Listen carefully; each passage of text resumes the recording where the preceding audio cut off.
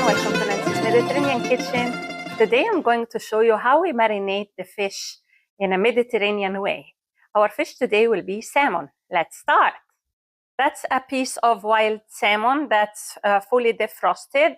I just added on it half a teaspoon of salt, half a teaspoon of oregano, 1 garlic clove, and I used the garlic press, and half a lemon, and I added 3 tablespoons of olive oil. Now I'm going to bake it for 20 minutes on a preheated oven on 350 degrees Fahrenheit. This is how it looks like after 20 minutes in the oven, and I served it with mashed potatoes and string beans. Enjoy, and I hope you can give it a try and let me know in the comments below how it goes. See you next time.